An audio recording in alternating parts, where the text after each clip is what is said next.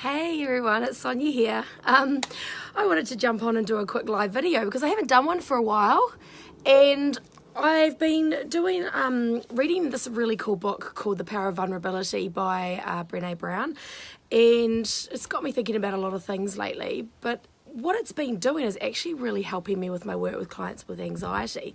And I wanted to talk just quickly about something that about anxiety that people may not realize. And in the title of this video, I talk about the fact that, medication's not enough, and, it's about going deeper to understand how you can overcome anxiety. Now, I've talked about this before, but I just want to keep hammering this home.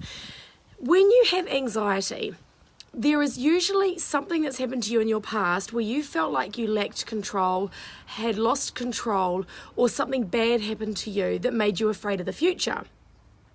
Now, when you have an experience where you feel like you've lost control, and I'm telling you, it could be something as simple and little as something that happened to you as a child when you were 3 years old, like a big major event that stuck with you for the rest of your life. And you may not get triggered with anxiety until you get older and something else happens, and that event, which is hidden in the depths of your brain, hidden away, waits for another trigger, and off you go and the anxiety starts.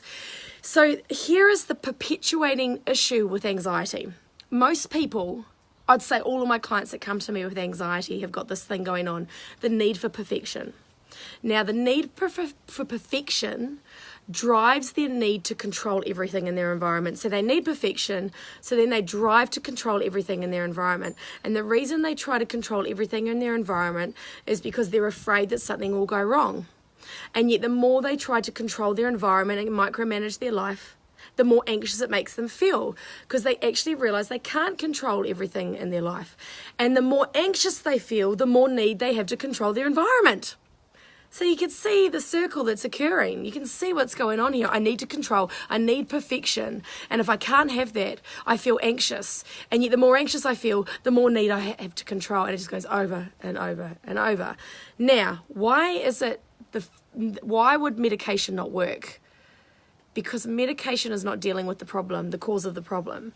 Medication is trying to adjust chemical imbalances or chemical stuff that's going on in the brain, and yet it's not a chemical imbalance that's caused your anxiety. It's a past event that's led to a series of beliefs and perceptions about life that have led to you then acting and behaving in a certain way. And it's your brain putting you into hypervigilance because you want to be sure that you can control the future. And yet here's the thing. We can't control the future. We have absolutely no control over the future, which is futility in itself, which then, of course, leads to more feelings of anxiety. So what can you do to switch the anxiety off? Well, here's the thing I know in my heart of hearts and have learned and now know with my journey with clients is two things. Firstly, you've got to get into the subconscious memories and wiring and thoughts and beliefs and change them. You've got to change your mindset, and it can't be done just by going, today I'm going to be positive, today I'm going to be positive, because anyone with anxiety will tell you and knows this. As soon as you wake up in the morning, bang, the anxiety's there. You haven't even had a thought into your head, and already you've got anxiousness in your stomach, and already you're starting to overthink. So you've got to bypass those conscious thoughts and get into the subconscious programming that is causing your anxiety. You've got to change and rewire and rewrite all the events in your past where you felt unsafe, where you felt you were out of control.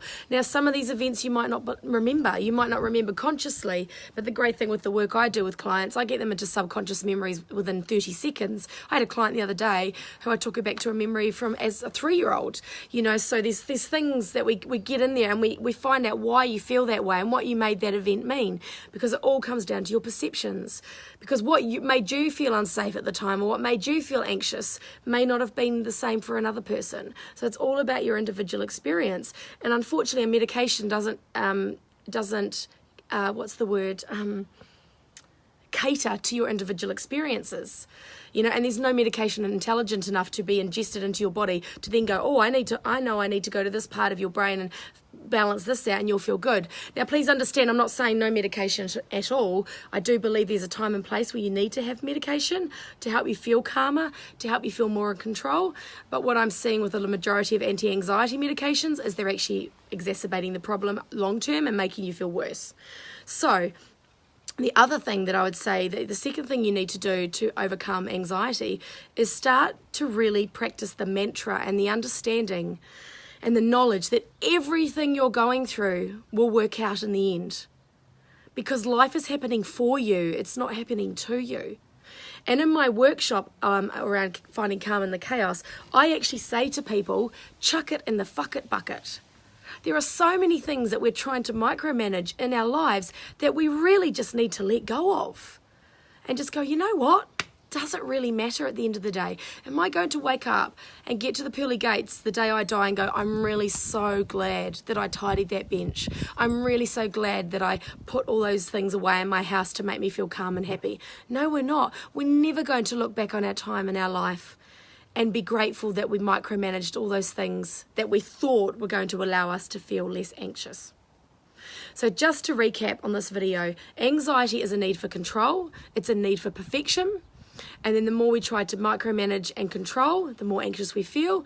And the more anxious we feel, the more need to micromanage and control. So it's a horrible, vicious circle. And the first thing you need to start doing is looking at, why am I feeling this way? What has triggered this? What has caused this? That cannot be done on your own. That requires a really skilled practitioner to help you work through why you have anxiety, getting into your psyche at a deeper level.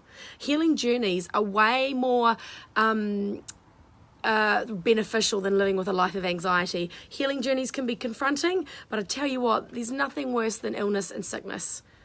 I think what's a 6-month series of sessions compared to living a life where you're constantly anxious. I certainly know what I prefer, and I know I used to have anxiousness and anxiety, and I never realised or identified it as such, but mine always played out as perfectionism and massive procrastination and not doing things because I needed everything to be perfect. It just doesn't have to be that way. And the other thing to do is just to start to understand that you can let go of things in your life. You don't have to control everything. So that's my little insight for you today. I've just realised that as I'm sitting here talking to you, the sun's coming across. I'm under the eaves of the building. I realise I'm really hungry. And I can feel my energy just starting to go shh. So for those of you who jumped on and watched, lovely, thank you. I don't tend to take much notice because I want to stay focused on what I'm talking about. So if you know of anyone who's struggling with anxiety, get them to reach out to me. I'm just getting the most profound results with clients, like really profound results. And something magical happens when you do the inner work. You know, your life changes in profound, immeasurable ways, and it's priceless to me. It's priceless to spend money on something that's going to have your well-being in check and you feeling good about life. You know, illness costs money, medication costs money, getting sick costs money, and it's just a reactive way of dealing with things. Let's be proactive with our well-being. Let's be proactive with our health. Let's invest in ourselves. Let's invest in yourself because you are worth it. All right, love and light to everyone. I'm going to go and do some work now, even though it's Sunday, and yeah, chat to you soon. I can just feel my energy fading. It's weird. I'm getting hangry. Oh, no one likes a hangry Sonia. Hooroo. Feel free to share my video with people. Love and light. Bye. Or check me out, Sonia Cortis, on soniacortis.com. Mwah. See ya. Thanks, Chanel. Oh, thanks so much. Thanks, Jill. And nice to see you, Janet, on here as well. And I saw Perry pop up as well. And I saw Tash and a few other people. Hi, Suze. Oh, nice to see people popping up here. Hi, Jared, Ange. Anyway, love and light to everyone. See you. Bye.